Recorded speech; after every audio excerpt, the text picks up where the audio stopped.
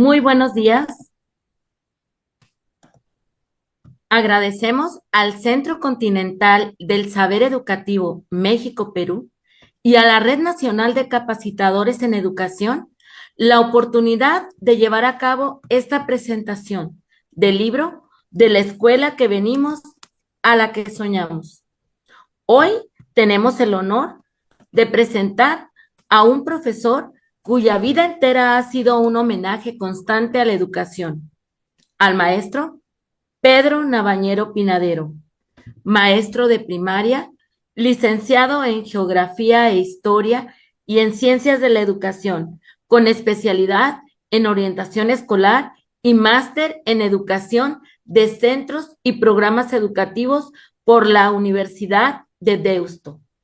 Ha aportado su conocimiento en todos los niveles, desde la cercanía del aula de la primaria, donde enseñó durante 18 años, y hasta la mirada amplia de la inspección educativa, donde durante 15 años acompañó a directivos y docentes con mucho compromiso y respeto. Ha sido profesor tutor por la UNED, colaborador en programas de formación de profesorado en universidades como Salamanca y Autónoma de Madrid, además de haber extendido su influencia más allá de las fronteras a través de su trabajo con el Instituto Scalae para la calidad de la enseñanza y aprendizaje. Su liderazgo se ha reflejado también en cargos como presidente del Foro Europeo de Administradores de Educación de Extremadura y de la Federación Española, así como un papel importante en el Foro Europeo de Administración Educativa, donde dejó huella como responsable de publicaciones y webmaster. Pero más allá de estos títulos y distinciones, lo que lo distingue es su profunda humanidad y su capacidad de escuchar, de aprender de cada uno de los colegas y de agradecer siempre la colaboración y la confianza de quienes han compartido con él la pasión por educar. Hoy lo recibimos como, no como un experto, sino como un aprendiz, un sembrador de ideas, un defensor de la educación como motor de transformación y un ejemplo de que enseñar, ante todo, es un acto de generosidad y de esperanza para transformar a las personas y lograr una mejor versión de cada uno de ellos. Maestro Pedro, bienvenido sea usted. Buenos, buenas tardes para usted, buenos días aquí a quienes nos acompañan en México, en Perú, en cualquier parte del mundo. Hola, muy buenos días ahí, buenas tardes acá. Como dicen, encantado, muy agradecido, Víctor, Rosa y todo el equipo por darme esta oportunidad. Para mí es un verdadero placer. A veces las palabras no llegan a hacer justicia de todo lo que queremos expresar, de tanto usarlas, pierden casi el significado, pero les aseguro que para mí es un grandísimo honor poder compartir con tanto docente, tanta profesora y tanto profesor implicado en su tarea, y el libro también de algún modo quiere ser un homenaje a todos ustedes. Maestro, para antes de comenzar, quiero explicarle cómo va a ser la dinámica en esta sesión. Tuvimos a bien introducirnos en su blog para empezar a ver sobre su libro y cada uno de los compañeros del Centro Continental del Saber Educativo. Vamos a realizar algunas preguntas relacionadas con cada uno de los capítulos de su libro. Pero antes de comenzar, a mí me gustaría recordar que en lo personal lo conocí hace algunos años, poquitos, no muchos, cuando usted convocaba para una comunidad profesional de aprendizaje internacional, en donde tuvimos a bien compartir con algunos colegas del Perú y de otras partes de México y de España. ¿Nos podría explicar en qué consistía o qué objetivos tenía con aquel proyecto? Sí, realmente aquel proyecto forma parte de lo mismo de mi vida profesional, ¿no? Yo siempre he pensado que a los docentes muchas veces nos faltan espacios, por la experiencia de haber participado en grupos de innovación educativa, nos faltan espacios donde nos escuchemos a nosotros mismos sobre nuestras buenas prácticas y eh, y poder expresar de una manera sencilla, clara, transparente con nuestros compañeros y aprender unos de otros, ¿no? Entonces esa comunidad profesional de aprendizaje internacional tenía la intencionalidad y el objetivo de poner en contacto a profesionales de distintos países, de distintos ámbitos, para que, por una parte, conociéramos las realidades que tienen otros, porque realmente, y en el libro así se refleja, los docentes tenemos situaciones y problemas muy similares, estemos donde estemos. Tenemos un grupo de estudiantes, un grupo de personas a los que tenemos que tratar de transformar y hacer lo mejor de ellos. Y ese proyecto tenía esa idea y tuvo esa idea el tiempo que duró. Es verdad que en estos tiempos en los que hay tantas posibilidades y que el COVID nos lanzó a todos a hacer estas videoconferencias y demás, pues un poco agotó ese espacio y por otro lado el organizar una comunidad de ese tipo sin un tipo de reconocimiento oficial para los docentes que participaban y demás, pues tenía sus limitaciones y quizás por eso no pudimos seguir avanzando en el tiempo, pero bueno, ahí están los trabajos que en aquellos momentos hicimos y yo creo que tuvimos sesiones altamente interesantes. Muchísimas gracias, maestro. Bueno, vayamos al tema que hoy nos ocupa, a a esta presentación de su libro. ¿Por qué y para qué escribir un libro como el que hoy nos presenta? ¿Qué finalidad busca con él, maestro? Pues muy sinceramente tengo que decirles a todos que siempre me ha movido algo que es importante y es la gratitud. La gratitud hacia la sociedad de la que tanto he recibido y de algún modo lo que pretendo es devolver a la sociedad lo que la sociedad me ha dado. Creo que tenemos que ser responsables con el papel que jugamos y yo he querido narrar la vida profesional por si fuera de interés para otro, no para enseñar nada, sino para reflexionar en voz alta sobre lo que pienso por si acaso fuera de utilidad para otras personas, incluidos los riesgos que supone el exponerte, esa vulnerabilidad con la que tanto comparto de Brené Brown cuando habla de la fortaleza de la vulnerabilidad, de exponernos a los demás diciendo lo que pensamos para que los demás también puedan reflexionar, ¿no? Y con ello también quería hacer un libro que a mí me había hecho como falta a lo largo de mi ejercicio profesional. Y es un libro que me hablara de las esencias de la escuela, de las esencias de la profesión docente, desde una perspectiva, digamos, universal, sin constreñirnos a ningún sistema educativo, sino desde esa comunidad que conformamos todos los docentes a nivel internacional y que tenemos que afrontar de manera general, estemos donde estemos.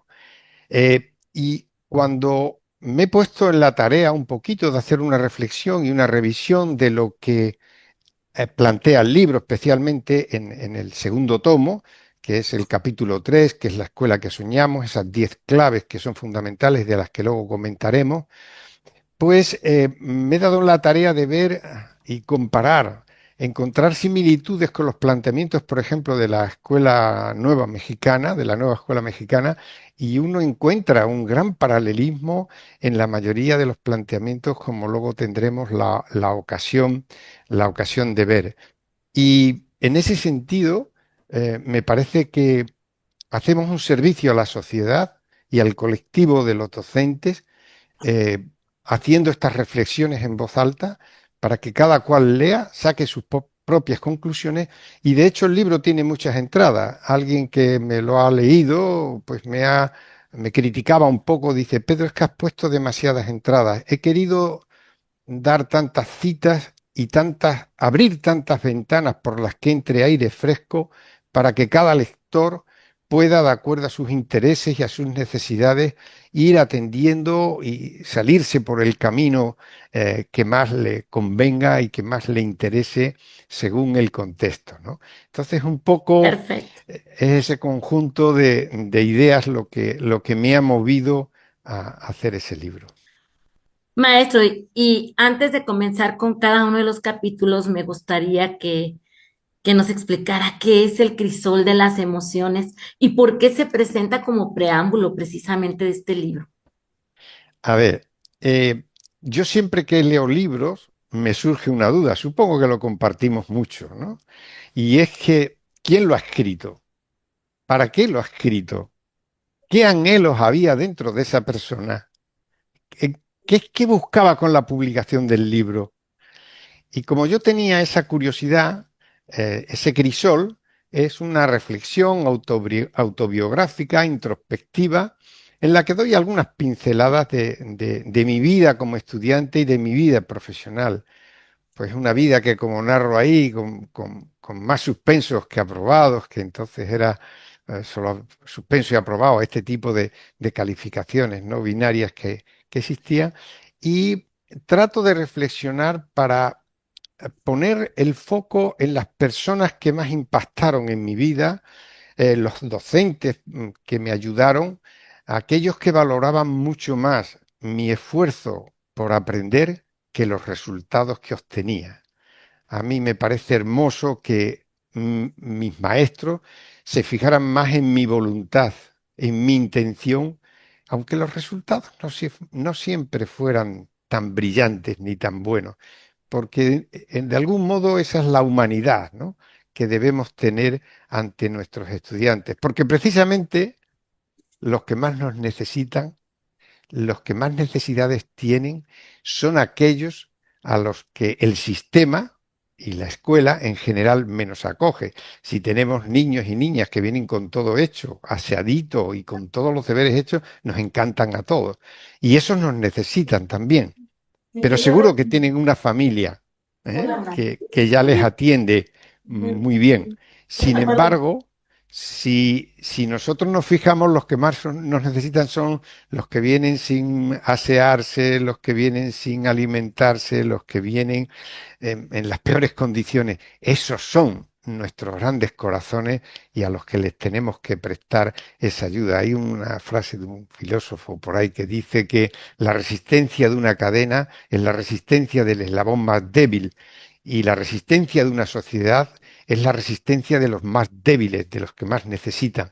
Y en ese camino siempre he tratado de situarme. Muchísimas gracias, maestro. Voy a darle la palabra a la maestra muy querida, a la maestra Patti Altamirano, quien nos va pues, a realizar unas preguntas acerca del capítulo uno. Maestra Patti, bienvenida seas. Me comenta la maestra Patti por lo de su madrecita, que la van a por ahí hacer una observación. Me pidió un gran favor de hacer las preguntas. Maestro Pedro, la pregunta sería, ¿qué objetivos perseguía el sistema educativo prusiano del siglo XVIII y cómo ha influido en la estructura de la escuela actuales? ¿Qué principios defendían pedagogos como Rousseau, Montesquieu y Dewey, que los diferenciaba de modelo tradicional? ¿Cómo han Ajá. influido la teoría de las inteligencias múltiples y la inteligencia emocional en la concepción de la educación en el siglo XXI? Serían las tres preguntas del capítulo 1 de su libro, Maestro Pedro. Estupendo, muchísimas gracias, Víctor. A ver, la idea era, al escribir el libro, tenemos a veces el problema de que si no conocemos la historia, pues aquello que estamos condenados a repetirla. Entonces convenía conocer, yo creo que es conveniente que cualquiera que se atreva a enseñar tiene que aprender y saber en el contexto en el que estamos. Y el primer capítulo, que abarca desde la escuela prusiana a finales del siglo XX, lo que plantea es una serie de reflexiones de mi crisol, ¿verdad? El crisol es ese recipiente donde se funden nuestras ideas, nuestros anhelos, nuestros afectos, nuestras historias, nuestros aprendizajes, nuestros errores, ahí se funde todo, ¿no? Y un poco quería mostrar ese crisol, lo que hay dentro de ese crisol con relación a esa etapa, ¿no? Porque la escuela surge y nace ya en los clásicos, en el mundo clásico, las escuelas monacales de la Edad Media, de otros ámbitos, ¿verdad? Pero realmente el gran aporte que hace la escuela prusiana es organizar la escuela de manera formal, con horarios, con profesores, con divisiones de clases por grados, con unos horarios, con unos objetivos muy claros que tenía la escuela prusiana, que era uniformar la población eh, en su formación para la obediencia, la disciplina, la lealtad y un poco el desarrollo de esa escuela en el siglo XVIII que se hace a imagen y semejanza de la fábrica. Entonces tenemos que entender que la escuela nace ahí. Y la primera gran crisis que sufre la escuela es precisamente el movimiento de escuela nueva de esos autores que hemos citado, John Dewey, Adolphe Ferrier, Pestalozzi, Montessori, Froebel, que van a poner en entredicho aquel modelo porque es poco respetuoso con la persona. Son modelos muy rígidos que tienen una finalidad muy clara y la finalidad que tenía era preparar a los ciudadanos para que pudieran leer órdenes, cumplir reglamentos, llevar registros, participar en la economía creciente que la revolución industrial estaba lanzando. Entonces hago ese pequeño recorrido como para que se entienda que la escuela nace con esa finalidad, pero pronto vamos a encontrar esa primera crisis. Fíjense que aquella escuela estaba dirigida fundamentalmente a varones de clases populares, los que iban a ser trabajadores, los que iban a ser soldados y que tenían que ser útiles a los regímenes. Sin embargo, las niñas en aquella época, en aquella primera escuela, solo recibían una educación muy limitada, centrada en labores domésticas, alguna tarea de formación moral y religiosa, y los importantes, los hijos de los nobles, de los burgueses, de los ricos, en definitiva, estos no pisaban la escuela, tenían sus propios tutores y demás. Por tanto, la organización y la estructura jerarquizada de la escuela, el currículo estandarizado, el horario rígido y una disciplina más o menos estricta, la evaluación periódica, que entonces eran recitaciones o exámenes como muchos, muy concretos de memorización. Todo eso se establece en esa escuela prusiana, que tiene un gran impacto en otras escuelas, en otros sistemas educativos y demás. Y luego un poco de esa manera narrada, sin ser un documento puramente académico de una historia rigurosa, sino más bien contado como si estuviéramos hablando entre compañeros, ¿no? Y revisando ese tipo de historia. Eh, los grandes pedagogos del siglo XVIII, siglo XIX, como Rousseau, pues todo el mundo lo conoce, el Emilio, la educación libre, hay que darle libertad, la naturaleza, el niño es bueno por naturaleza, y todo ese tipo de planteamiento. Montessori se centra mucho en la autonomía, en la autoeducación, en preparar ambientes y materiales muy específicos que puedan responder a los intereses de los estudiantes y algo que luego hemos hablado mucho de ello, la personalización, el respeto al ritmo individual de aprendizaje que tiene cada individuo. John Dewey probablemente sea el gran pedagogo que va a plantear la escuela ya como una comunidad democrática y aquel aprender haciendo, que tanto ahora interpretamos. La experiencia como núcleo del currículum, el aprendizaje experiencial, que luego Kolb y otros autores han desarrollado y que en el libro en algún momento se plantea. Y Dewey además plantea otro elemento esencial que ahora mismo está presente en la nueva escuela mexicana, y es la integración de la escuela y la sociedad. En Educación y Democracia, John Dewey ya defiende y plantea de manera profunda y rigurosa todos estos temas, ¿no? Luego hay otros autores como Adolphe Ferrier, por ejemplo, que establece ya en los años 20, 1920, aquellos 30 principios de la escuela nueva, precisamente para salirse del modelo de fábrica. Y en la actualidad tenemos vivo todavía a Francesco Tonucci, que tiene unas imágenes impresionantes. Conocen todos seguramente la imagen de la fábrica, ¿no? cómo la escuela se convierte es una fábrica, es del año 73, pero tiene un valor extraordinario. La describo de manera analítica en el propio libro, ¿no? Y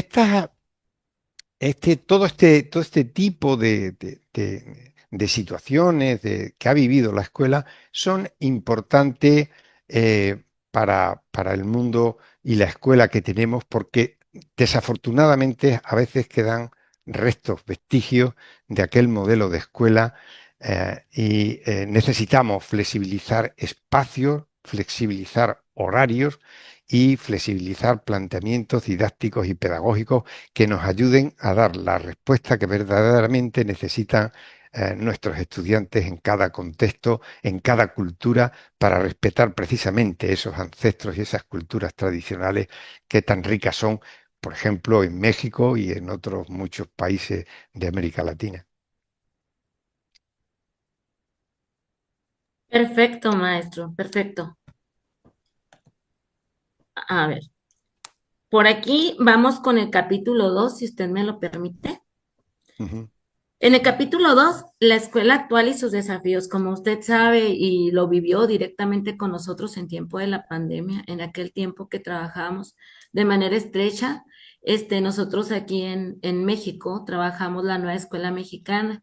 Aquí yo sé que usted está también conocedor de los cambios que ha habido, no solamente en su país, sino en el mundo entero, ¿verdad? Entonces, le pregunto le pregunto los siguientes planteamientos. No sé si desee que se los pregunte todos en una sola emisión o si se los voy preguntando de uno en uno. Pues si ¿Por qué? vamos perdón, si vamos de uno en uno a lo mejor, porque antes, bueno, no me he parado que el final del siglo XX, por ejemplo, todos los avances de Salloway y Mayer con la aportación de la inteligencia emocional que luego Goleman va a popularizar, o los avances en el año 83, la teoría de las inteligencias múltiples de Gardner y demás, quizás si vamos por parte, pues podemos ir precisando un poco mejor. Ok, Así que, entonces, maestro, le pregunto, ¿por qué el capítulo número 2 plantea que la escuela no es una institución neutral y qué implicaciones tiene reconocer los intereses que la atraviesan? yo creo que es muy importante para los y todo esto es fruto de la experiencia, cuando uno lleva casi 50 años dedicado a esto, después que pasa el tiempo, a veces reflexionas y miras un poco por el retrovisor y ves que sin quererlo y sin ser consciente, en algún momento puedes haber hecho planteamientos didácticos, aplicar modelos de enseñanza que transmiten más obediencia que creatividad o sentido crítico. Pero cuando lo estabas haciendo querías hacerlo mejor, buscabas las mejores fuentes, las mejores herramientas, pero no eras consciente del impacto real que aquello tenía en la formación de las personas. Por tanto, tenemos que ser conscientes que la escuela tiene muchos interesados, que la escuela la quieren controlar desde ideologías, desde religiones, desde grandes corporaciones. Hoy las grandes corporaciones tienen mucho más influencia en los modelos educativos que incluso los sistemas escolares, los sistemas educativos de los países, porque son transnacionales. Estoy pensando concretamente en el uso de las tecnologías, que tanto nos gustan y que tanto les gustan a los chicos, y sin darnos cuenta, estamos promocionando a veces grandes corporaciones que no están pensando en lo mejor para nosotros, sino para su negocio.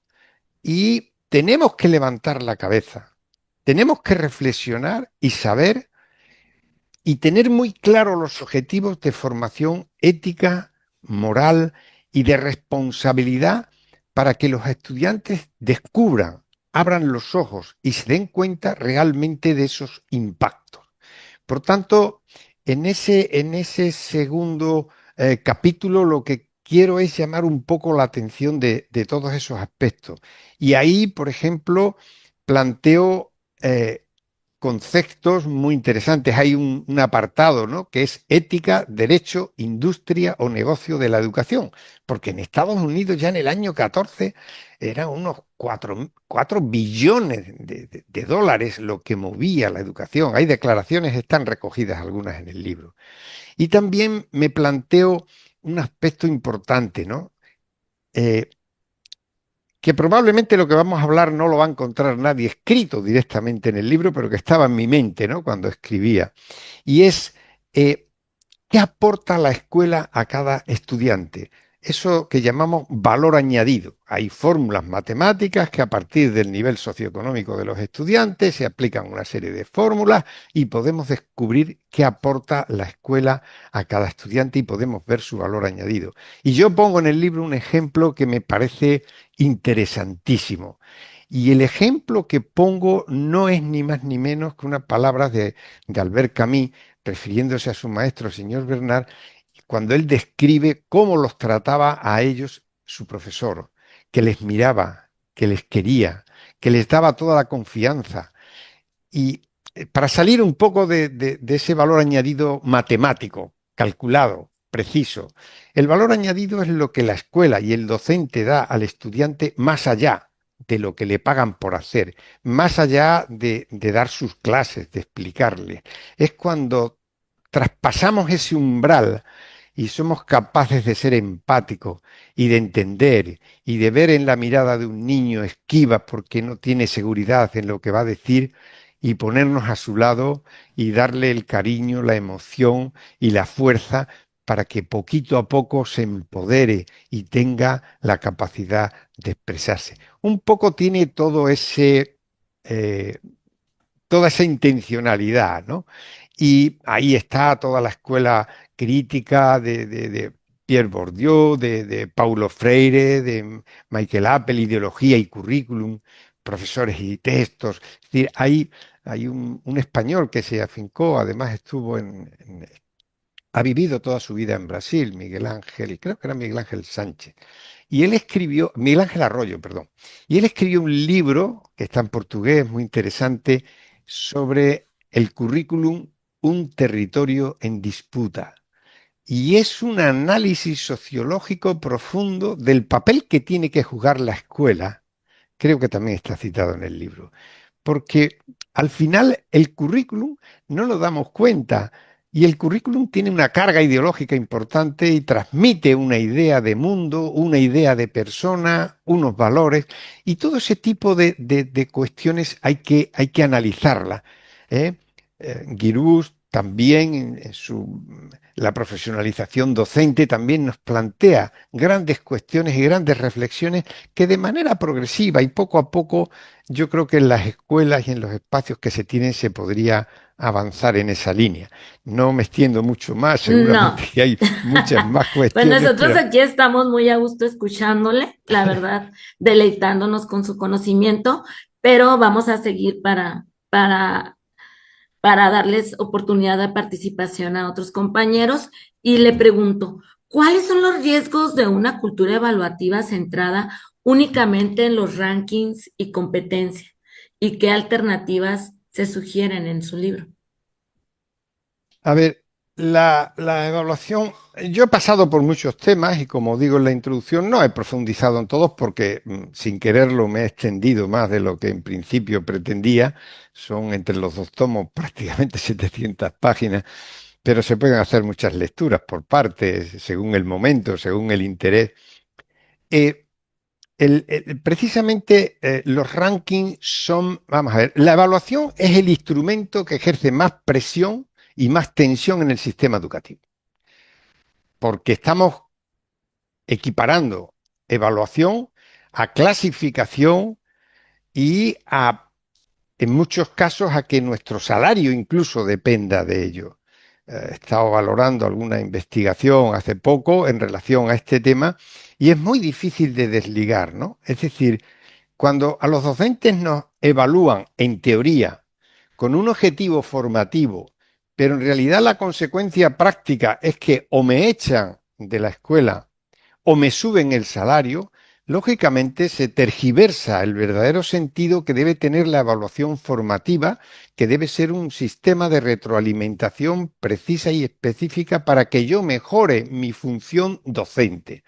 Si a eso le mezclo el aspecto burocrático, administrativo, casi punitivo, de que si no tengo buen resultado voy a ser penalizado, estamos confundiendo y estamos mezclando dos elementos que no nos ayudan mucho. Los rankings son injustos. Antes hablábamos de valor añadido. Un ejemplo muy sencillo y muy de trazo grueso para que se entienda.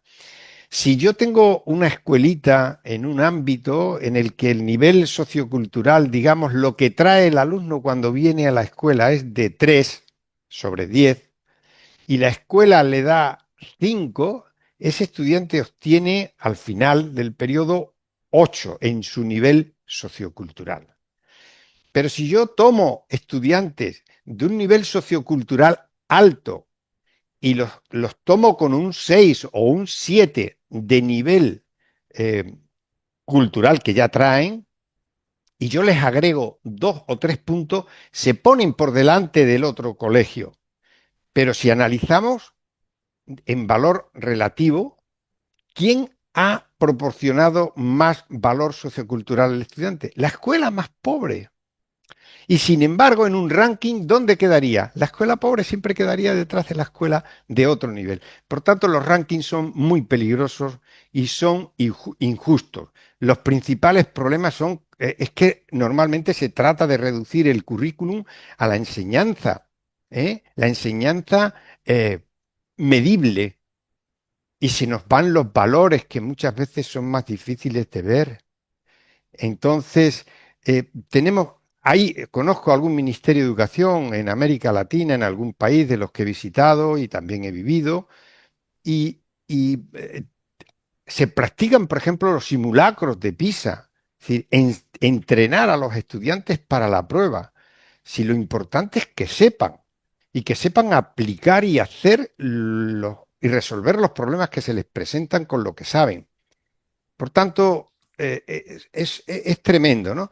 El rendimiento de bajo estrés que genera esa presión social. Antes visitabas un país, antes del año 2000, y cualquier ministro, cualquier responsable te decía, no, mi país es magnífico, tenemos una escuela extraordinaria. Ahora ya no se atreven a decirlo, porque como está el ranking de PISA, ya dicen, no, perdona, tú no estás precisamente donde estás diciendo. Aumenta las desigualdades. Hay una parte en el crisol, me disculpan que me sonría porque a mí me parece fundamental, y es que con frecuencia los sistemas premian mejor a las mejores escuelas, a los mejores docentes, y con frecuencia muchos docentes en el libro, en la dedicatoria, hay una dedicación, una expresión fundamental hacia el maestro que de manera silenciosa trabaja, se entrega a sus estudiantes en unas condiciones muchas veces que ustedes conocen mucho mejor que yo, en unas condiciones increíbles. Y ese maestro no recibe premios, no recibe galardones, no sale en las redes, y es el alma de los sistemas educativos porque son la gran mayoría. Por otro lado, los rankings son deshumanizadores, porque van a medir lo cuantitativo y a compararnos con sabe Dios que hay estudios, trabajos, y en el libro se citan algunos muy interesantes. Alternativas para ir pasando, pues hay que ir a la evaluación formativa auténtica, hay que ir a la evaluación auténtica con Wiggin, que hace un despliegue extraordinario de lo que debe ser ese modelo de evaluación. Eh, la evaluación tiene que estar orientada a la mejora. Luego, al final, es verdad que la administración nos exige y en algunos momentos tenemos que dar calificaciones, ¿vale? Porque hay que certificar estudios que se han realizado, de acuerdo. Pero eso es una parte mínima. La parte esencial de la evaluación es una compañía que nos ayuda, que nos orienta, que nos retroalimenta, que nos da orientaciones. Si la evaluación nos sirve para dos cosas, me encanta decir, no es evaluación. Si no sirve para identificar dónde tiene el estudiante problemas para seguir aprendiendo y no me da, en segundo lugar, orientación sobre qué debo hacer para ayudarle a salir de ahí y a seguir avanzando, no es evaluación. Y eso exige una evaluación auténtica, una retroalimentación formativa, etcétera, etcétera, que hoy lógicamente vamos a ir pasando. Y naturalmente otra idea potente en ese aspecto es que la escuela no la podemos hacer trabajando de manera individual. Un docente no puede salvar una escuela. Ni el mejor docente puede conseguir lo que podemos conseguir cuando todos nos unimos y todos trabajamos en la misma línea.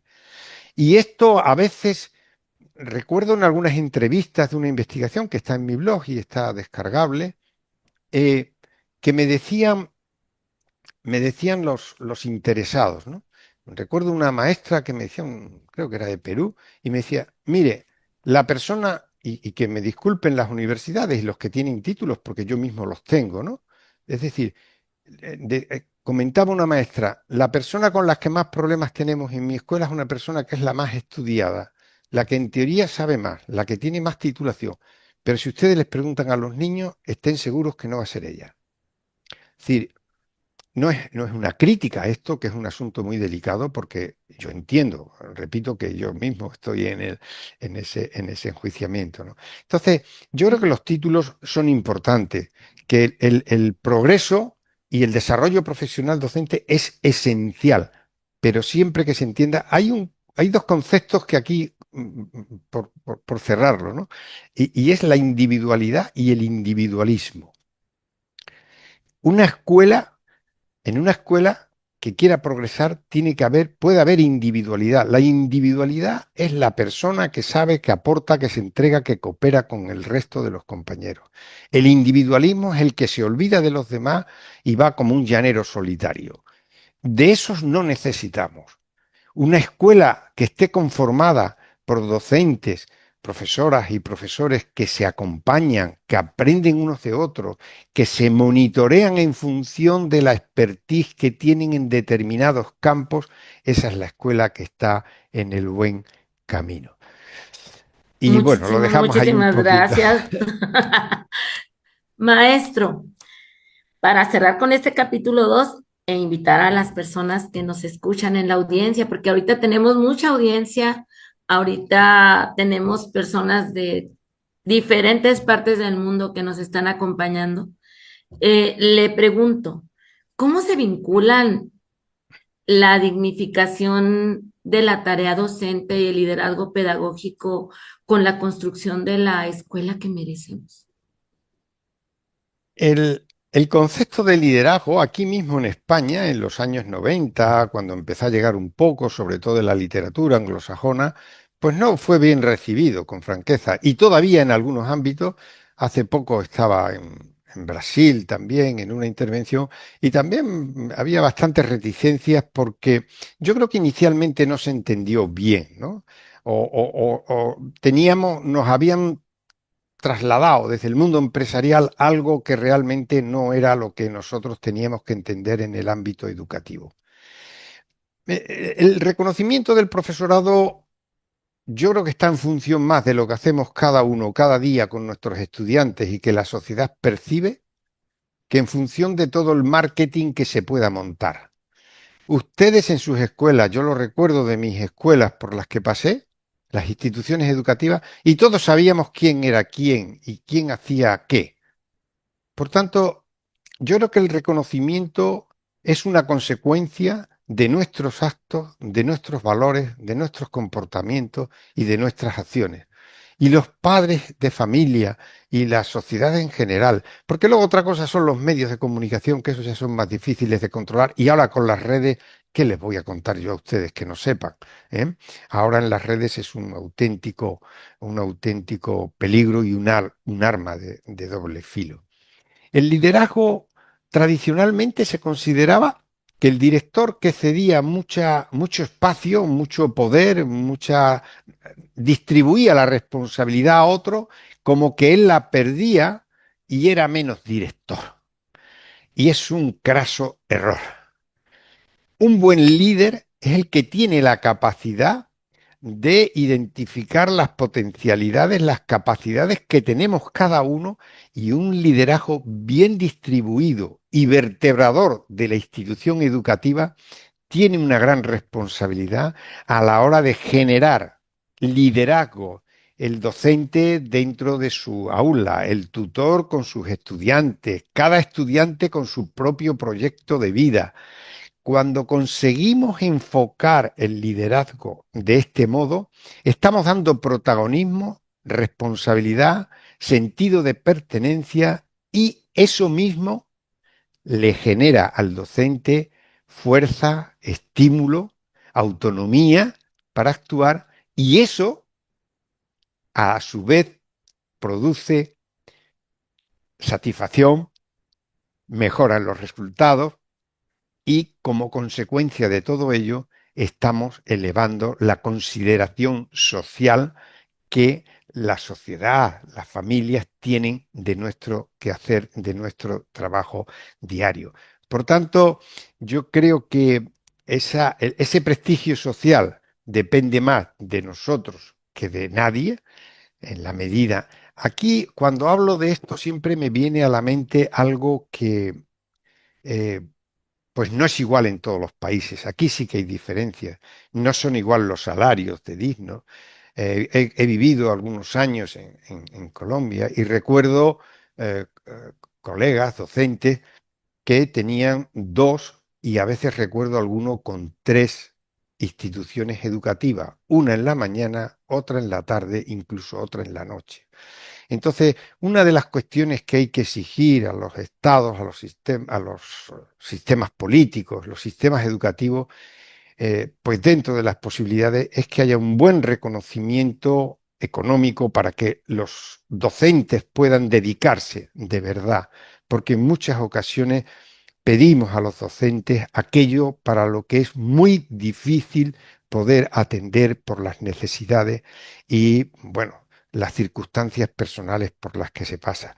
Por tanto, cuando hablo de todo esto lo hago con el máximo respeto y la máxima consideración, porque muchas veces no tenemos las posibilidades ni los medios para llegar hasta donde sería necesario para tener esa dignidad, esa autonomía y ese compromiso profesional y tener tiempo de planificación, salarios dignos, formación relevante y todo lo que lleva a un cambio cultural.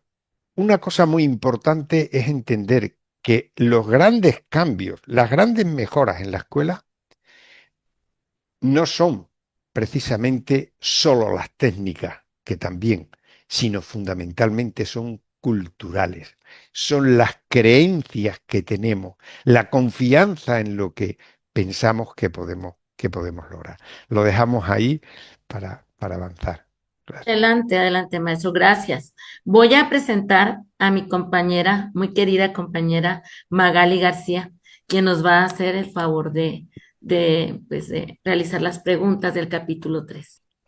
Muchas gracias, maestra Roserlinda. Un gusto, maestro Pedro, poder conocerlo por este medio. En su capítulo 3, hacia la escuela que soñamos, yo quiero hacerle la siguiente pregunta, si usted me lo permite. ¿Por qué el capítulo plantea que soñar la escuela que necesitamos es un acto de compromiso y no una evasión ante la realidad? Gracias, maestro. Sí, sí, muchas gracias, Magali. Realmente, aquello de la utopía, ¿no? Decía Eduardo Galeano, estaban en una universidad en Centroamérica con Berry, un cineasta argentino, y le preguntaron a Berry, oiga, ¿nos podría explicar usted que habla de utopía? ¿Qué es eso de la utopía? Y decía Galeano, vaya, la pregunta que le han hecho, a ver por dónde sale. Y entonces Berry, pues con mucha imaginación, dijo, mire usted, o miren ustedes a los estudiantes, realmente cuando yo miro al horizonte y camino 10 pasos, el horizonte se me aleja 10 pasos.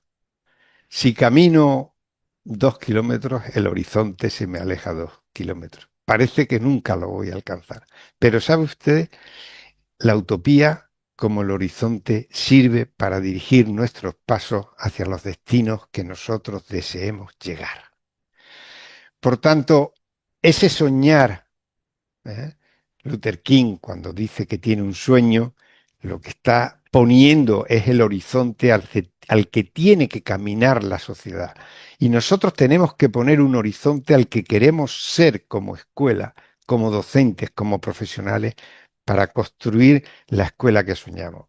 Y la escuela que soñamos, ese tercer capítulo, que es el más largo, plantea 10 claves, pero como yo sé que en el mundo educativo siempre queremos una manera del cómo hacer, cada clave lleva al final un anexo en el que se explica de manera, digamos, general, eh, cómo se puede hacer eso en una escuela, siempre pensando que antes se va a hacer un análisis crítico para ver qué es lo que se ajusta a nuestra institución, porque hay instituciones más grandes, más pequeñas, de un nivel o de otro, y lógicamente. Y aquí sí, y casi con esto, luego ya si queda alguna cuestión más la vemos, pero es muy importante porque el libro se escribió para este capítulo. Es decir, lo anterior es un recorrido de reflexión introspectiva, pero este capítulo es una prospectiva, es una proyección de lo que yo entiendo después de tantos años dedicados a esto. Si es que he aprendido algo, he querido plasmarlo ahí.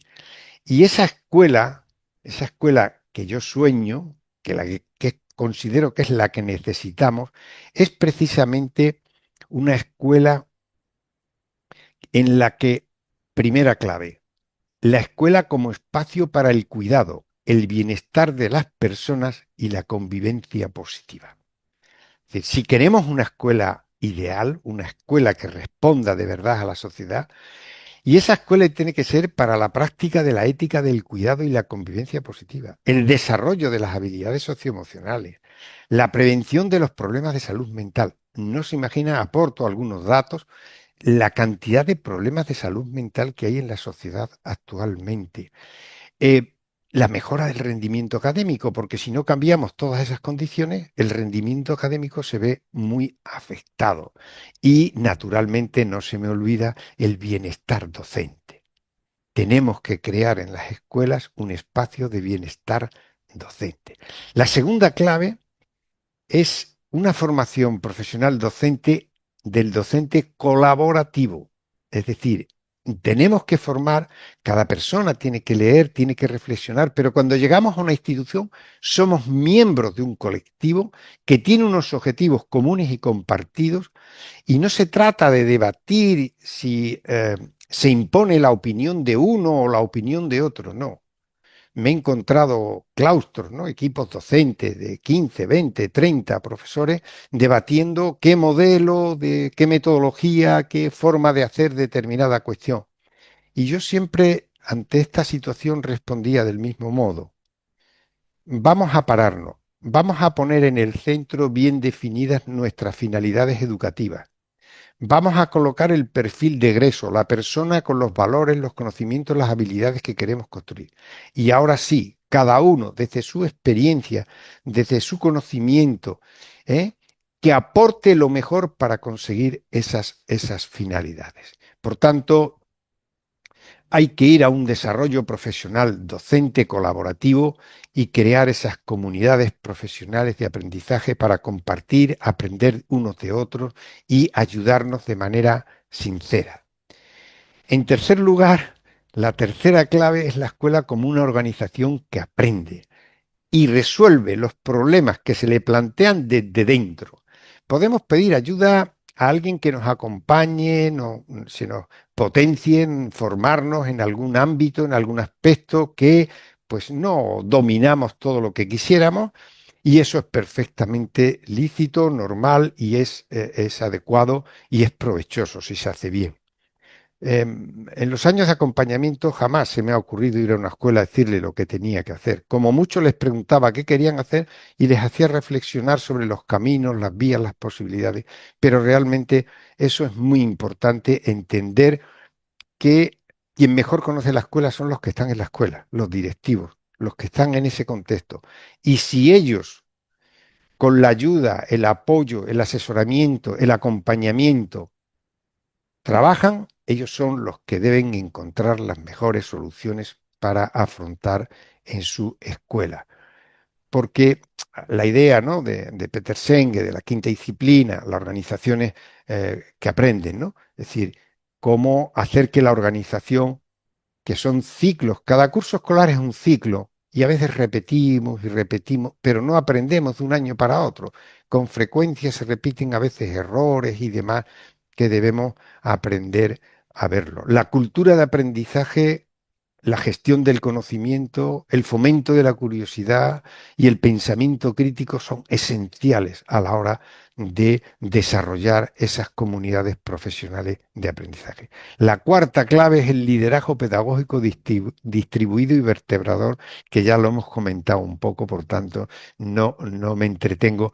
Solo decir que hay que construir una visión y un liderazgo compartido con toda la comunidad educativa. La clave 5 es nuestro querido Paulo Freire. Un currículum basado en la irrenunciabilidad a la esperanza y el logro del perfil de salida para una ciudadanía global crítica. Nadie puede salvarse hoy por sí solo.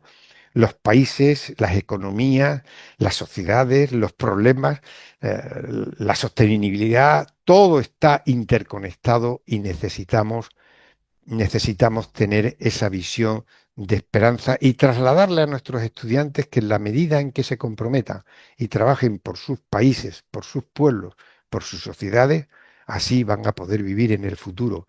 La evaluación formativa y auténtica que hemos comentado como base del aprender a aprender, para la escuela, para los docentes, para los estudiantes y para todos, ¿no? Y la clave 7, pues es una escuela abierta con integración de las tecnologías para el bien común. Ese objetivo del bien común que a veces se nos olvida. Si nosotros pasamos por el filtro del bien común, cualquier integración, cualquier aplicación, probablemente seamos capaces de llegar a una buena conclusión. La clave 8 es ese aprendizaje experiencial, ¿no? El desarrollo de ciclos de aprendizaje para ir resolviendo progresivamente aquello que se nos va planteando en nuestra escuela. La 9 es esa idea de supervisión como asesoramiento y acompañamiento, no como directriz. El asesor externo no tiene una bolita de cristal donde ve los problemas, llega, pasa la bolita por la institución y encuentra las soluciones. No. Se sienta a trabajar con el equipo, los equipos docentes, con los equipos directivos, y entre todos encuentran. Y el supervisor tiene una visión del sistema y de las propias escuelas, no por ser más listo, no, es fundamentalmente por el puesto, el lugar en el que está, porque va aprendiendo mucho. La gran mayoría de lo que yo he aprendido lo he aprendido de docentes que estaban trabajando en su aula, de directivos que me explicaban sus problemas. Y cuando conversaba con ellos, yo me enriquecía porque escuchaba distintas voces, distintas perspectivas y distintos planteamientos. Hay un hecho que en educación suele suceder y que se puede comprobar con facilidad, o yo al menos he tenido esa posibilidad. En un mismo contexto geográfico, sociocultural y económico similar, hay escuelas que realmente son extraordinarias y hacen un trabajo que yo, cuando visitaba las escuelas, me apetecía no irme de allí, irme todos los días a esa escuela a disfrutar y aprender. Y al lado, con las mismas condiciones de todo tipo, otras no hacían lo mismo. Y la clave 10, un poco por cerrar este apartado, es una escuela para el bien común, para los derechos humanos, para la dignidad de la persona, para la justicia social y el logro de una ciudadanía verdaderamente democrática. Entonces, bueno, no me extiendo más, ahí lo dejamos para luego dar paso a Muchas a más gracias. cuestiones. Gracias, Adelante. maestro. Voy a continuar, si me permite, con mi pregunta número 2. ¿De qué manera las 10 claves propuestas y que nos acaba usted de mencionar contribuyen a transformar la escuela en un espacio ético, inclusivo y democrático? Gracias. Muchas gracias. Yo creo que un poco lo hemos ido viendo, ¿no? Podríamos resumir diciendo que una escuela que tiene bienestar, que tiene un liderazgo distribuido, que tiene profesores que colaboran entre sí, que son capaces de desarrollar proyectos, porque hay un aspecto que no he entrado, porque era imposible entrar en todo, y es que muchas veces estudiamos nuevas metodologías. El aprendizaje basado en proyectos, el aprendizaje, pero queremos seguir siendo profesores de aula, y es imposible. Si queremos hacer proyectos interdisciplinares, tenemos que colaborar. Tenemos que plantearnos la visión de resolver problemas, el aprendizaje-servicio. Si queremos aplicarlo, tenemos que tener una visión conjunta de la propia institución. Tenemos que colaborar desde distintos campos porque una problemática social tiene una perspectiva numérica, cuantitativa, otra más cualitativa, desde el ámbito de la lengua, desde el ámbito de la biología o de cualquier ámbito del saber. Entonces, tenemos que saber qué implicaciones tiene todo eso. Por tanto, si tenemos esa escuela con todas esas características que hemos diseñado, estaremos creando las condiciones necesarias para aplicar lo que Adela Cortina, que conocen seguramente la mayoría de ustedes, con tanto ahínco defiende y ya nos enseñó hace mucho tiempo. Y es que la ética en el ejercicio profesional no solo es una actitud personal, sino que debe ser una actitud colectiva. Las instituciones tienen que tener una ética y todos debemos regirnos por esos principios éticos y morales y actuar todos en la misma dirección, porque saben ustedes que los valores se construyen de manera muy lenta, pero se pueden destruir con una palabra, con un gesto o con un hecho. Y si cuando un profesor, una profesora hace un elogio de la limpieza, del respeto a los demás, de la solidaridad, de cómo debemos ayudarnos, y alguien dice, no, mira chico, yo lo que me interesa es que me resuelvas bien el problema de matemática.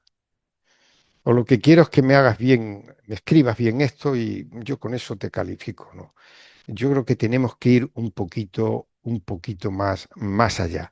Por tanto, yo diría que la ética, el comportamiento, la actitud que tenemos los docentes, no solo individualmente, sino como colectivo, transmite una formación y es el gran principio que tanto nos insistía Paulo Freire, ¿no? De que nadie enseña a nadie, ni nadie se enseña a sí mismo, que nos enseñamos y aprendemos en comunión. Y en esa comunión, en ese respeto, eh, que están desarrollados, por cierto, en lo que son las comunidades profesionales de aprendizaje, con Dafur y todos los autores que las han trabajado, hay una serie de cuestiones esenciales. eh, Casi podríamos decir que para transformar la escuela tienen que darse tres condiciones esenciales. Primera, creer y querer. Si yo creo que puedo transformarlo y quiero, estoy en condiciones de hacerlo. En segundo lugar, tengo que saber. Y saber, si no sé, puedo aprenderlo, podemos aprenderlo. Y si lo hacemos colectivamente, mucho más eficaz. Y en tercer lugar, poder. Y en el poder nos encontramos las normas que nos facilitan o nos condicionan, pero siempre hay un margen de intervención y de actuación dentro de la profesión y dentro de las instituciones que nos permite hacer a veces mucho más de lo que nos atrevemos a realizar en cada caso. Bueno, lo dejamos Muchas ahí, gracias, seguimos. maestro. Muchas gracias. Y quiero terminar mi participación con esta última pregunta, si usted me lo permite. ¿Qué implicaciones tendría para su contexto educativo adoptar un liderazgo pedagógico distribuido y una evaluación auténtica como ejes de cambio? Eh, de algún modo, como son temáticas que están interconectadas, hemos ido diciendo. Tener el liderazgo hemos explicado que es esa, o yo lo entiendo así, ¿no? Que es esa capacidad de que cada uno asuma distintos liderazgos en función de sus roles, de sus papeles.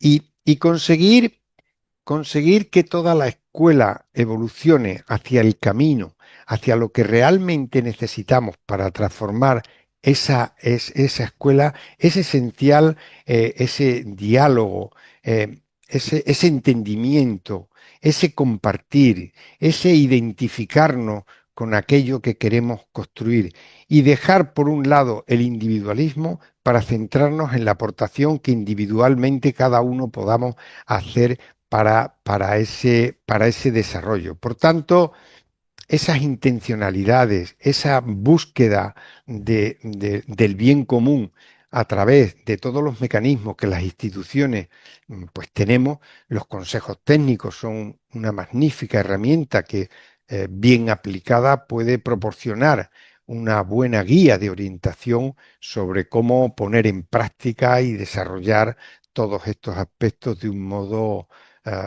eficaz y de un modo beneficioso para toda la institución educativa y la sociedad en su conjunto, ¿no?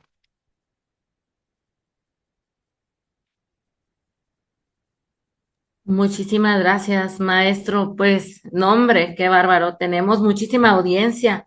Por aquí estaba leyendo en una de las redes que le mandan felicitar especialmente sus amigos de Iron Orillas, que le saludan con mucho cariño y afecto. Por ahí la maestra Enid, la maestra Kristen. Doy paso a empezar a ir cerrando un poco la sesión con la maestra María Inés, mi compañera del Centro Continental del Saber Educativo México-Perú. La maestra María Inés Colín va a realizar algunas preguntas relacionadas con ir cerrando ideas y reflexionar precisamente sobre lo que ha venido hablando en esta sesión, maestro. Adelante, maestra. Muchísimas gracias, maestra Rosy. Primero quiero compartir mi sentir al maestro. Es la primera vez que lo escucho y estoy totalmente contenta de escuchar esta reflexión tan interesante y relevante para mí, que estoy envuelta en el quehacer educativo, que es actualmente una actividad pues de gran futuro, pero sí de mucha reflexión. Muchas gracias, maestro, por lo que ha compartido hasta el momento con nosotros. Voy a permitirme realizar algunas preguntas a su persona y iniciaría con esta. ¿De qué manera la diversidad curricular y cultural en una comunidad de aprendizaje internacional puede enriquecer la práctica docente y el desarrollo profesional?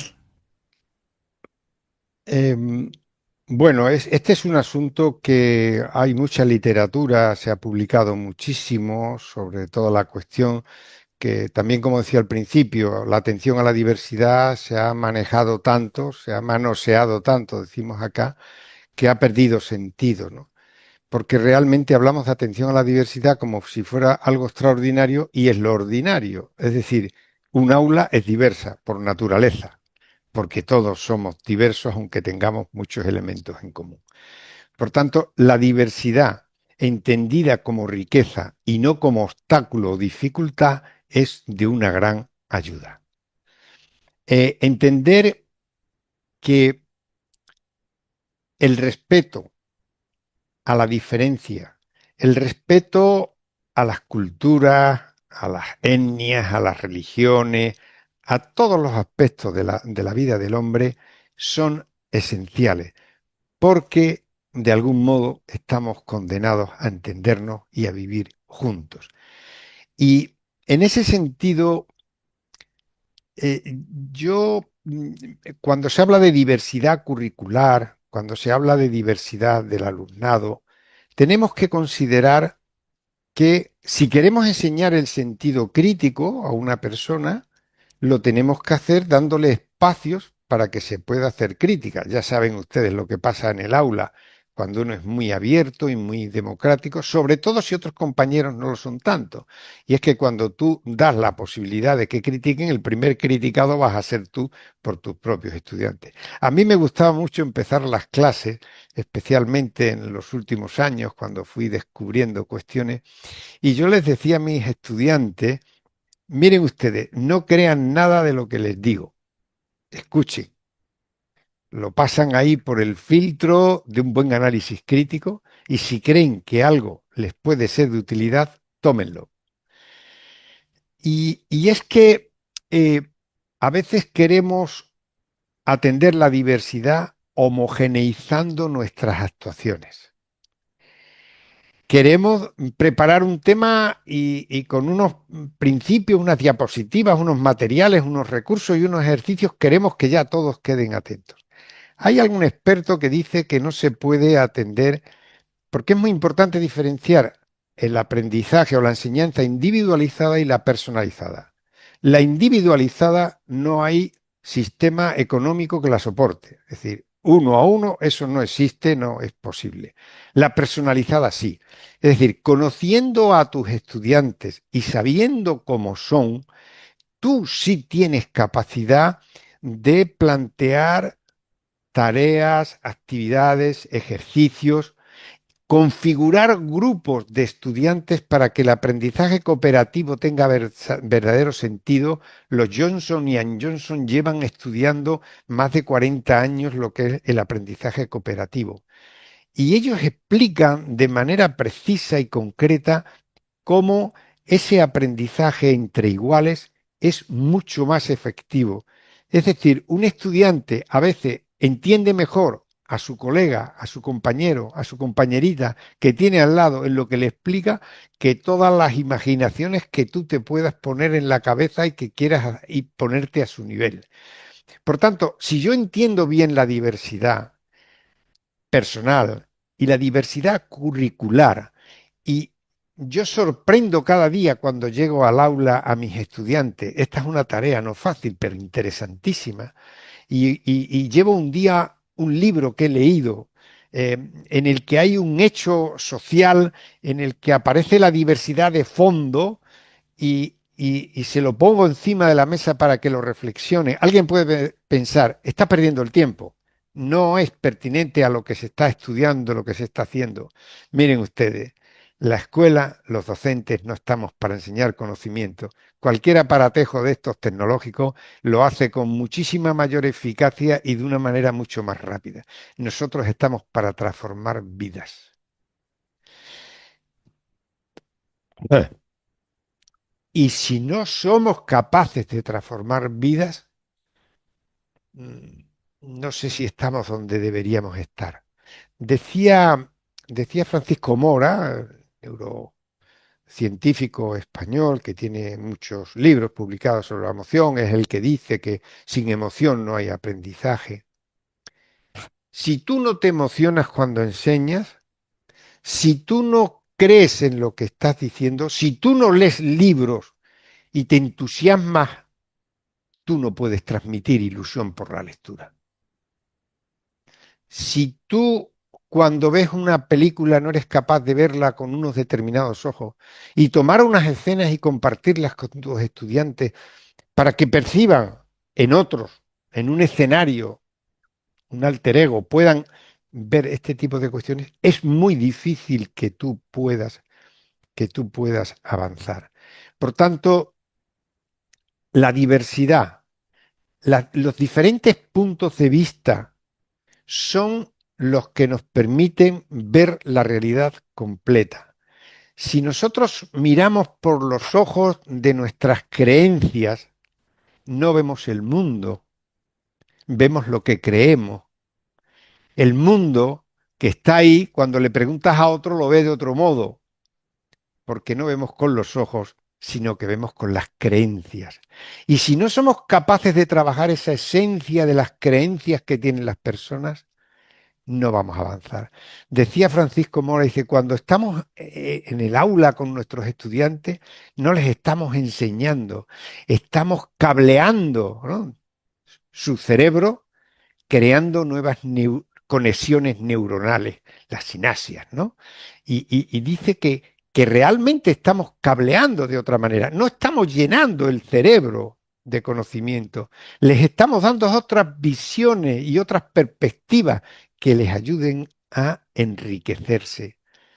Hace pocos días oigo muchas conferencias, ahora afortunadamente esto de internet nos lo permite, una conferencia sobre la lectura realmente alucinante, interesantísima. Claro, hay que tener cuidado con las fuentes, ¿no? Porque a veces se difunden ideas que no son pertinentes. Y decía que la lectura, más allá de que pensamos y construimos el conocimiento con palabras, y si no leemos tenemos pocas palabras, y si tenemos pocas palabras construimos un conocimiento débil y falto de precisión y de concisión. Dice, no solo eso, que ya es importantísimo de por sí, sino que la lectura lo que desarrolla son nuevas conexiones neuronales y por tanto las redes del cerebro se enriquecen de tal modo que, al igual que pasa con el dominio de más de una lengua, genera una capacidad y un desarrollo en los individuos que es extraordinario. Por tanto, si la diversidad es una riqueza que tenemos que cultivar, no castigar, cuando alguien, un alumno, se levanta y dice algo disruptivo, con lo cual no estamos de acuerdo, lo que tenemos que hacer es alabarle y reforzarle siempre que lo haga con respeto. Estamos hablando dentro de un ámbito de respeto, con las personas y con las ideas. Hay que reforzarle, hay que analizarlo y hay que darle la importancia que tiene para que entre todos seamos capaces de ver una realidad tal como es, compleja, muchas veces difícil de entender y de interpretar. Por tanto, la diversidad de currículum, la diversidad de puntos de vista, la diversidad de pues los grandes pensadores, los grandes teóricos, los grandes filósofos, no nos podemos quedar solo con unas ideologías, con un matiz o un color de un lado o de otro, de una orilla o de la otra, porque si nos quedamos en una orilla nos estamos perdiendo la otra orilla, que es el 50% de la realidad. Por tanto, la diversidad y esa visión holística de la realidad, del mundo, de la vida y de la transformación de la sociedad es esencial. Le agradezco tan interesante reflexión, maestro, e iría con el siguiente cuestionamiento. ¿Cómo cree que la colaboración entre países con diferentes contextos educativos puede contribuir a resolver desafíos comunes, como la inclusión y la equidad? Es un asunto vital. Es decir, si partimos de la idea que acabamos de exponer sobre diversidad, cuando he tenido mucha suerte, he visitado escuelas prácticamente de Argentina a Finlandia, y cuando vas viendo las instituciones educativas, ves cómo funcionan, ves las prácticas que realizan, te vas sorprendiendo de lo mucho que se puede aprender de otros. Pero aquí hay un peligro y una tentación que todos conocemos y que a veces se ha caído, y es querer traspasar o transponer un sistema de un país a otro país. Todos sabemos que eso es un craso error. No es posible. Podemos ir a ver sistemas educativos para aprender aquello que, después de pasarlo por el filtro de nuestra crítica, podamos contextualizarlo en nuestro contexto. Pero no más. Porque realmente, cuando uno analiza, hay un investigador español, ya murió, Xavier Melgarejo, está citado en el libro, es un gran conocedor del sistema educativo finlandés, y él explica que, por ejemplo, una de las razones de los altísimos resultados en comprensión lectora de los niños finlandeses es porque, como ustedes saben, los ortodoxos tienen la costumbre de la lectura diaria por la tarde, en la casa, en el hogar, de la Biblia. Y estos niños desde pequeñitos están haciendo ejercicios de comprensión lectora sobre la Biblia, que se lee la palabra y se explica y decía que, por ejemplo, es un aspecto cultural tan concreto, tenía unas consecuencias luego en el sistema. Pero sobre todo es porque los sistemas educativos, todos tienen grandes riquezas y grandes cuestiones que aportarnos. Y ahí está la comunidad científica para pasar por el filtro. Pongamos un ejemplo con la medicina. Cuando se ha parado el COVID ha sido porque la investigación científica ha buscado cómo reacciona el cuerpo ante un determinado virus, cómo se le puede tratar y cómo se puede subsanar o solucionar ese problema. Nosotros, a nivel educativo, tenemos la posibilidad y la capacidad de estudiar, analizar y reflexionar para ver aquello que nos pueda ser de utilidad. Y en el sentido de la interconexión de instituciones educativas, en Europa hay varios programas para que las escuelas se visiten entre distintos países y la verdad es que los resultados son extraordinarios. Por más que tú te propongas dar una visión de diversidad y de respeto a otras culturas, si tú no visitas esas culturas, si tú no las conoces, si tú no tienes relaciones personales de afecto, de amistad con personas de otras culturas, ¿cuántos prejuicios se nos caen sobre determinadas culturas, etnias, religiones, cuando tú conoces en intimidad a una persona? ¿Cuántos prejuicios se nos caen? Porque te das cuenta que en el fondo pueden tener otras creencias por el lugar en el que han nacido, por la cultura en la que se han desarrollado, pero en el fondo están pensando y están queriendo vivir como todos y cada uno de nosotros del mejor modo posible. Por tanto, el conocimiento, eso de que si viajas mucho, aprendes mucho y sabes mucho. Y se puede viajar también con los libros, con los vídeos, con, con el conocimiento de otras culturas y que ahora estos medios utilicémoslos para lo positivo, no para lo negativo, porque les puedo decir, y en el libro hay alguna cita, de los problemas que se están generando de contaminación mental con los vídeos de TikTok y con ciertos vídeos y con ciertas propagandas de youtubers que sin ningún escrúpulo por un like son capaces de vender su alma al diablo y hacer el mayor disparate que los jovencitos. Por eso tenemos que enseñarlos a ser críticos, a ser capaces de ver un informativo y saber diferenciar lo que es opinión, adoctrinamiento y lo que es descripción de una noticia. Qué sencillo. Tomemos un informativo y analicemos dónde se está inoculando ideología, dónde se... Entonces el lenguaje, el conocimiento, la lectura y a veces son cosas más sencillas de las que a veces podemos imaginar. Agradezco sus ejemplos y reflexiones, maestro. Yo creo que enriquecen rotundamente nuestra práctica cotidiana. Y por último, me gustaría cuestionarle en relación a lo siguiente. ¿Qué habilidades y valores se fomentan en estudiantes y docentes al participar en redes educativas internacionales? ¿Y por qué son importantes para el mundo actual? Un poquito ya hemos anticipado, a veces inevitable, pero fundamentalmente porque cuando nosotros conocemos, tenemos esas relaciones y vemos otros contextos, otras culturas, nosotros aprendemos que el mundo no es solo o solo existe nuestro mundo, sino que existen otros mundos y que existen otros modos de vida y que existen otras realidades. Y hoy los medios de comunicación que nos machacan, nos duele el alma de lo que pasa en las guerras que están vigentes, el despropósito y el desatino de todo lo que vivimos que desgarra realmente el corazón. Hay medios y recursos para que todo el planeta pueda vivir de una manera sostenible, justa y razonable. ¿Qué aprendieron estos dirigentes? ¿Qué tienen en sus mentes? Y aquí hay un elemento que fundamentalmente la escuela para mí cae en un craso error cuando entra en la competencia y no en la cooperación. Y tenemos que ser muy beligerantes, yo al menos trato de serlo, en lo que es cooperar y en lo que es competir.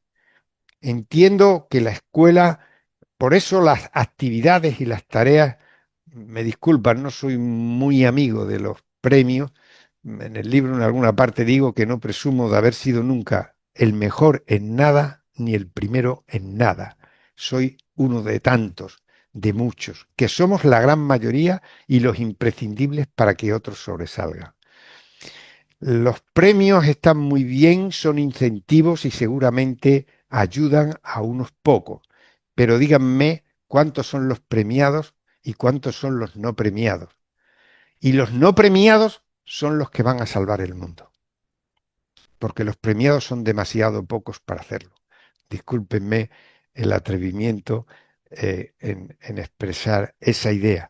Por tanto, yo creo que esa participación en eventos internacionales te da esa amplitud de mira, te da esa concepción de que el mundo es diverso y de que merece la pena luchar y trabajar por contribuir cada uno desde el lugar en el que se encuentre y la responsabilidad que tiene a construir un mundo más justo, más solidario, más pacífico y más sostenible.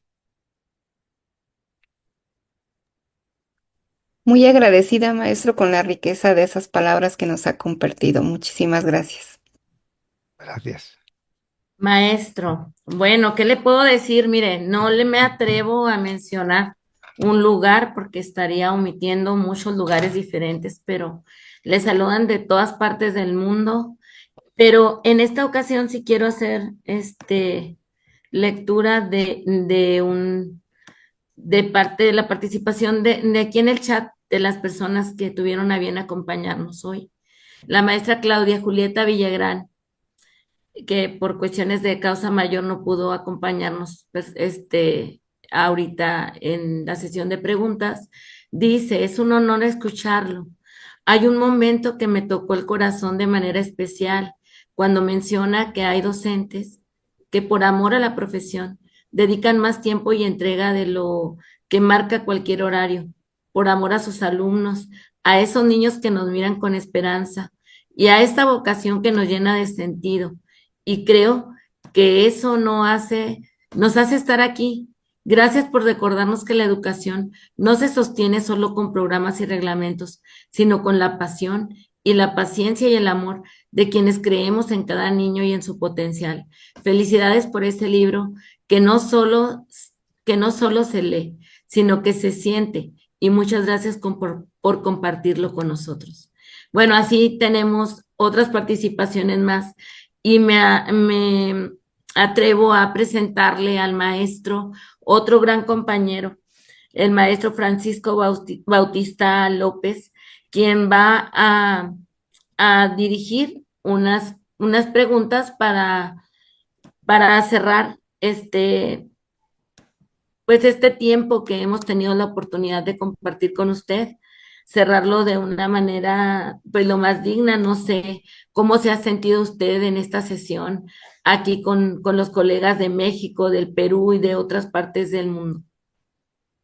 Bueno, tengo, como sabes, la suerte de haber pasado, he vivido 4 años en Colombia, he ido, en el libro se narran, por ejemplo, 3 de los viajes de mi voluntariado, uno a Chihuahua y 2 a Perú, a Huánuco, que es una región muy pobre a la que yo realmente quiero mucho. Bueno, Y damos la bienvenida al maestro Francisco Bautista para que comencemos a irnos despidiendo, que la verdad se nos hace triste, maestro, porque estamos muy felices de compartir esta sesión con usted. Hola, muy buenas tardes. Un pulgar muy arriba buenas si me escucha. tardes. Sí, sí. Adelante, gracias. Muy bien, para finalizar con esta ponencia sobre el libro de la escuela que venimos, a la que soñamos, tenemos 2 preguntas básicas y voy a plantear la primera con su permiso, desde luego, maestro Pedro. ¿Podría compartir con nosotros sus conclusiones finales sobre esta maravillosa experiencia y la importancia de las comunidades de aprendizaje internacionales? Por favor, gracias. Eh, sí, justamente al principio, cuando hablábamos por qué escribir el libro, eh, está en la base de lo que acabas de preguntar, ¿no? Es decir, la conclusión es que si queremos ser cada día mejores docentes, si queremos tener mejores escuelas, si queremos transformar de verdad la vida de nuestros estudiantes, si queremos alcanzar grandes metas, Y a veces pensamos que esos grandes proyectos exigen unas condiciones, unos requisitos que no tenemos. Y toda gran marcha, todo gran descubrimiento se inicia con pequeños pasos. A mí me gustaría, en ese sentido, que cada uno tome, naturalmente el libro aporta mucha más precisión y mucha más claridad, porque no es lo mismo hablar que escribir, y para eso están los libros, para poder recurrir a ellos como un espacio de reflexión más que de aprendizaje, ¿eh? Es escuchar al otro para que contrastar con lo que yo pienso. Entonces la conclusión es que aprendemos mientras vivimos y vivimos para aprender. Nuestra vida es un camino de aprendizaje y en la medida que vamos viviendo y aprendiendo, vamos viviendo. Y cuando entendemos que el camino es, a veces nos pide y nos exige, en este sentido, por ejemplo, el error, ¿no? El error es positivo, me gusta decir, el error es positivo. El error nos enseña mucho más que el acierto, porque cuando nos equivocamos aprendemos una forma de cómo no debemos hacer las cosas. Y cuando acertamos a la primera, a lo mejor no sabemos de qué manera no tenemos que hacer. En conclusión, el libro es una reflexión, tiene alguna sorpresa en las últimas páginas, no sé si alguien ha tenido la oportunidad de verlo, pero en las últimas páginas del libro, ya que estamos cerrando y concluyendo, lo que digo es, aquí no se acaba nada, sino que aquí empieza todo. Ahora yo ya he expuesto el camino que he recorrido, ahora te toca a ti reflexionar y pensar qué puedes hacer mañana para ser un mejor docente, para contribuir y colaborar más con tus compañeros y para construir instituciones educativas que respondan verdaderamente a dos cuestiones esenciales, las necesidades y los intereses, porque hay que conjugar intereses y necesidades de nuestros estudiantes, de la sociedad y de nosotros mismos. Tenemos intereses, como son legítimos, de tener un salario, de tener unas condiciones dignas de trabajo, y esos son intereses, pero tenemos la obligación, porque las escuelas no están para darnos trabajo, que también, están fundamentalmente para garantizar el derecho al aprendizaje que tiene cada niña, cada niño y cada joven que asiste a nuestras escuelas. Por tanto, la conclusión es: lean, reflexionen y procure ir cada día con la actitud de sorprender a sus estudiantes, no importa la materia que impartan, y de hacerles ver que el mundo es rico, es diverso, y crear esperanza y poner semillas en sus corazones, que es seguramente lo mejor que podemos hacer. Muchas gracias. Gracias, maestro. Por último, una pregunta más, ya para concluir.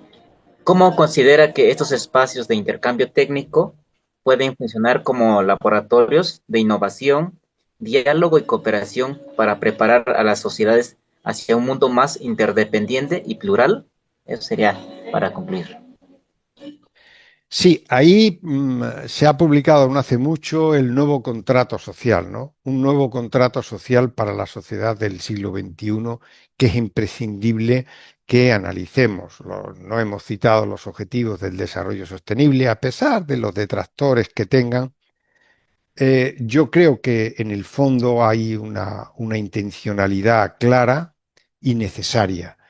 Y yo diría que para crear esa escuela, para avanzar hacia esos objetivos de de un mundo sostenible, debemos de reflexionar de manera colectiva y de plantearnos la mejor forma de hacerlo.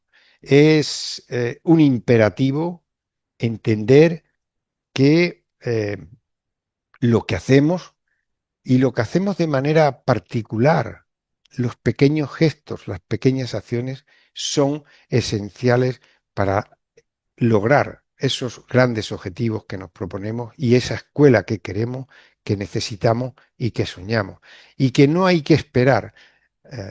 Quizás lo resume muy bien Freire cuando habla de esperanza activa y de esperanza pasiva. La esperanza pasiva es la esperanza del verbo esperar. Espero a que se produzca algo. Y la esperanza del verbo esperanzar es cuando yo actúo para que mis esperanzas se cumplan. Por tanto, tengo una esperanza positiva para construir lo que realmente quiero y necesito. Muchas gracias. Importantísima su aportación. Regreso la voz a la compañera Rosa. Muchas gracias. Gracias, muchas gracias a ti. Pues, ¿cómo la ve? ¿Cómo la ve mi querido maestro Pedro, a quien tengo el gusto de conocer desde hace ya tiempo y de haber trabajado y colaborado con usted? ¿Cómo la ve con este equipo del Centro Continental del Saber, con maestros comprometidos de México, del Perú, de otras partes del mundo, que si no estuvieran comprometidos con su labor, pues no estaríamos aquí, ¿verdad? Cla- Compartiendo, aprendiendo. Dígame. Sí, ahí es muy importante. Hace pocos días leía un artículo de una revista indexada, ya saben, lo de la Ujú. academia, cómo funciona todo esto, de las publicaciones y demás.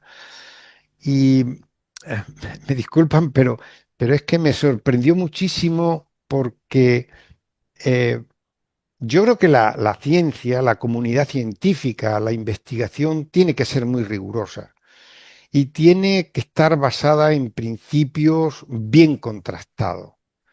Y a veces no lo es tanto. Entonces, yo creo que la mejor forma de que una institución avance es cuando nos sentamos alrededor de la mesa los docentes, directivos, incluso si queremos toda la comunidad, porque tenemos que dar voz a la comunidad. Los padres no puede ser que vengan a la institución el día del centro, el día de la fiesta tal o de la celebración cual. Los padres, la comunidad tiene que implicarse en la escuela. Aquella frase tan famosa que se repite tanto, ¿no? De que necesitamos toda la tribu para educar a un niño, ¿no? Esa frase parece ser africana, ¿no?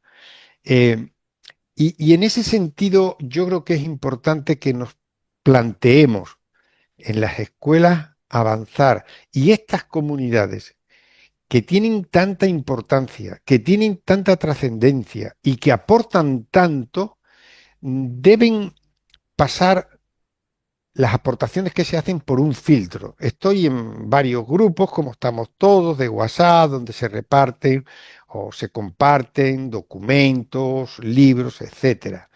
Y eso está muy bien y es un gran servicio porque en un momento determinado son herramientas, instrumentos que nos sirven para resolver el problema de un día. Me viene a la mente un pequeño cuento sobre la supervisión educativa, casi una cosita muy breve, que yo creo que refleja muy bien esto que estamos hablando. Iba un inspector, una inspectora, ya saben, bueno, me da igual el género, pónganlo como quieran, a una escuela y se encuentra allí a un docente, ¿no? Y el docente, el hombre, pues no tiene mucha experiencia y está bajo la mesa del profesor allí escondido, allí vuelan los papeles, aquello es un desorden absoluto. Y llega el señor supervisor y dice, hombre, pero ¿cómo está usted ahí? Dice, no, mire usted, yo con estos chicos no puedo, por abreviarlo. ¿Cómo que no puede usted? No, yo no puedo con estos chicos. Dice, mire usted, ¿no tendrá un trozo de corcho por ahí del nacimiento, qué sé yo, algo? Y el hombre toma o la mujer toma el trozo de corcho, empieza a hablar despacio, eso que saben ustedes que funciona, los adelante empiezan a interesarse, oye, mira qué está hablando, qué está diciendo, y empieza a hablarles del corcho y empieza a hacerles preguntas, de dónde viene, cuánto tiempo tarda en crecer el corcho, qué aplicaciones tiene, en fin, una serie de cuestiones y empieza un poquito a picarles la curiosidad. Y los chicos se ponen atentos y el maestro se queda asombrado mirando, dice, pero ¿cómo este hombre ha conseguido casar? Y entonces termina y le dice, bueno, señor maestro, ¿sabe usted que lo importante son las preguntas, la motivación, todo eso que ya sabemos? Y se marcha. Y cuando vuelve a un tiempo, la situación ha vuelto a lo mismo. Y entonces dice, pero hombre, no le expliqué. Dice, sí, señor, pero es que hemos perdido el corcho. Es decir, tenemos que tener la capacidad, la imaginación y la creatividad de saber preguntar eso que decíamos antes de intereses y necesidades. Tenemos que crear el interés y la motivación, que es la fuerza motriz que es capaz de construir los proyectos y las sabidurías más grandes que podamos tener en nuestros estudiantes. Ay, mi maestro, muchísimas gracias. Bueno, antes de cederle la palabra, ahorita me recordó algo que me menciona y me recuerda muy seguido el maestro Víctor Terán Orozco, quien es nuestro director en México de este centro. Y le digo, oiga, le pregunto sobre alguna disposición, algo que tenemos que seguir. Y me dice, aquí nadie manda, aquí todos somos comunales, Rosa. Entonces, creo que eso tiene mucho que ver con lo que usted nos está mencionando y que me agrada muchísimo. Y antes de cederle la palabra al maestro, me atrevo a leer algo que escribe la maestra Itayet Sin. Sí, es maestra, ¿verdad? Dice, wow, muchas gracias, lo felicito. Por favor, usted debe llegar a todas las normales de maestros del país. Su filosofía me enseñó a que debemos crear una escuela sostenible, seguir actuando con nuestra ética y moralidad para una renovación y no ver nuestra profesión solo como un medio económico, sino por un cambio, enamorarnos y guiar a los que siempre nos necesitan. Debemos realizar una eficiencia en la educación y mejorar nuestro mundo. Gracias, me llevo demasiados conocimientos y me propongo hacer mejor en mi aula cada día. Saludos y mi admiración. Necesitamos más conferencias así. Bueno, ahora sí, cedo la palabra, aunque seamos comunales, tenemos directores y dirigentes, y cedo la palabra al mi director, el maestro Víctor Terán Orozco. Maestro Pedro Navareño, en estas 1 hora y media que hemos estado dialogando, yo no le llamo conferencia porque conferencia es algo que sabe mucho y los demás no saben y escucha. Entonces, el término de diálogo de Freire es horizontal, no es vertical, y nos ha motivado y a algunos nos ha reafirmado lo que hemos estado haciendo, y creo que nos da luces en relación a lo que la nueva escuela mexicana propone. Con todos los argumentos que ya expuso, nos queda claro que estamos en el camino correcto. El trabajo en colectivo, el trabajo colegiado, que nos va a permitir crecer en comunalidad. No es una propuesta individualista, no es una propuesta marginal al pensamiento originario de nuestro continente. Son ideas centradas en el trabajo colaborativo, y sobre todo que nos inspira también sus palabras a seguir fortaleciendo esta parte educativa, que independientemente que en México estemos en receso, muchos maestros seguimos formándonos, muchos maestros seguimos autoformándonos y venimos regresando. Aquí hay varios compañeros que estuvieron en un congreso educativo el fin de semana, el día jueves, viernes y sábado. Estuvimos en Durango y hay varios, y los felicito porque a pesar de que viajamos cansados, pero aquí estamos y convencido que los que amamos este trabajo no es por el incentivo, no es por el salario, es por esa pasión como el que usted plantea, que nos inspira a seguir trabajando en esta parte. Representamos en el Centro Continental del Saber Educativo, que se conformó durante el proceso de la pandemia. Hay compañeros maestros de Perú, de Bolivia, de Brasil, de Colombia, de Ecuador, Costa Rica, Nicaragua, y que hemos tratado de ayudarnos, de apoyarnos y impulsar este tipo de diálogos, de motivar a los compañeros que otra educación es posible, otra forma de ver el mundo es posible. Y sus argumentos, elementos y aportes que nos dio en estas horas en este tiempo nos inspira a seguir. Y agradecer también al Grupo Renacer, la Red Nacional de Educadores, que nos da esa oportunidad, esta cobertura de respaldar este tipo de actividades. Son colectivos nacionales e internacionales en la cual estamos trabajando para emancipar esos saberes y conocimientos que muy bien lo plantea usted, Francisco Mora, en su libro de la neuroeducación, que lo mandé a pedir hasta España, que me tardó casi 2 meses en llegar a México. Totalmente cierto. El niño, si no va motivado a la escuela, no hay un aprendizaje significativo. Y el primero que tiene que estar motivado para poder transmitir esa motivación es el educador. A pesar de todos los problemas que nos conlleva, que tenemos a diario, y sigue faltando en el caso de México esa justicia administrativa.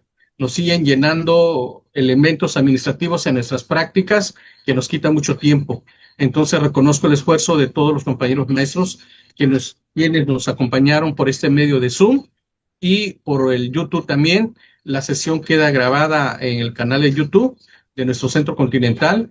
Y pues muchas gracias, maestro Pedro Navareño, y espero que no sea ni la primera ni la última vez que tengamos este diálogo tan fructífero en relación a nuestra labor educativa. Le enviamos un fuerte saludo y un fuerte abrazo desde México hasta España. Allá creo que son como a las 8 o 9 de la noche ya casi, pero gracias por el desvelo allá y nosotros que venimos recuperándonos de un buen viaje aquí en la Ciudad de México. Gracias, maestra Rosalinda, por su moderación, por la participación.